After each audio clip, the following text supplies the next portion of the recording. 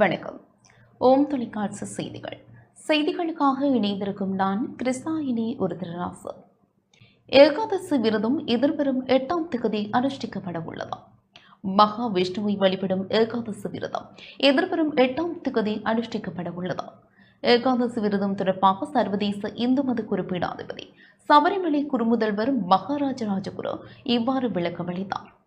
தொலைக்காட்சி நேயர்கள் அனைவருக்கும் சர்வதேச இந்து மத குருகுலத்தின் இனிய வணக்கங்களும் நல்லாசிகளும்.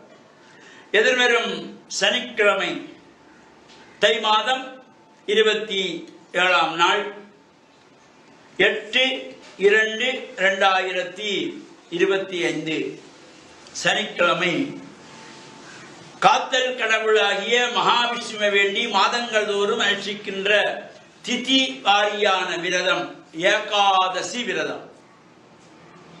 இந்த ஏகாதசி விரத நாட்களிலே நாம் விஷ்ணு ஆலயங்களிலே சென்று அங்கு நடைபெறுகின்ற அபிஷேகங்கள், பூஜைகள், வழிபாடுகள், ஆராதனைகள், உற்சவங்களிலே கலந்து கொள்ளுகின்ற பொழுது எல்லா விதமான சிறப்புகள் நமக்கு கிடைக்கக்கூடியதாக. இந்த ஏகாதசி என்பது வளர்பிறை ஏகாதசி, தேய்பிறை ஏகாதசி என்று மாதத்திலே 2 முறை வரும். இந்த 15 திதிகளுக்குள்ளே 11வது திதி ஏகாதசி. அமாவாசை வந்து அடுத்து வருகின்ற பிரதமை, துதியை, திருதியை, சதுர்த்தி, பஞ்சமி, சஷ்டி, சப்தமி, அஷ்டமி, நவமி, தசமி, ஏகாதசி. இந்த ஏகாதசி திதி ஒரு சிறப்போடு கூடியது. மகாவிஷ்ணுவை வேண்டி வழிபாடுகள் செய்து மகாவிஷ்ணுவிற்கு பாலபிஷேகம் செய்விப்பது, பன்னீரினாலே அபிஷேகம் செய்வது, அதே போல துளசியினாலே மலர் மாலைகள் அணிவித்துக் கொள்வது, இவையெல்லாம் ஒரு சிறப்பை தருவது.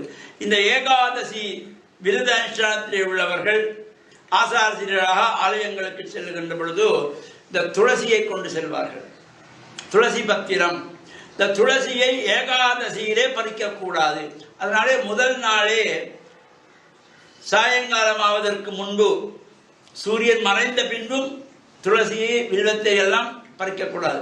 அதனாலே சாயங்காலமாவதற்கு முன்பாகவே பிற்பகல் வேளையிலே அல்லது முதல் நாள் காலை வேளையிலே இந்த துளசியை எடுத்து வைத்து மஞ்சள் நீரிலே கழுவி ஏகாதசியே கொண்டு போய் அர்ச்சனை வழிபாட்டுக்கு கொடுத்து விஷ்ணு ஆலயங்களில் நடக்கின்ற பூஜை வழிபாடுகளை கலந்து அங்கே துளசி தீர்த்தம் பிரசாதமாக பெற்று மகாவிஷ்ணுடைய பரிபூர்ணமான அருளை பெற்று மண்ணில் நல்ல வண்ணம் வாழ ஓம் தொலைக்காட்சி நேயர்கள் அனைவருக்கும் சர்வதேச இந்து மத குருகுலத்தின் சார்பில் நல்ல ஆசிகளை கூறிக்கொள்வதில் மன மகிழ்வு கொள்கிறோம். வணக்கம். இத்துடன் இந்த செய்தி அறிக்கை நிறைவு பெற்றது. தொடர்ந்து நமது நிகழ்ச்சிகளோடு இணைந்திருங்கள். வணக்கம்.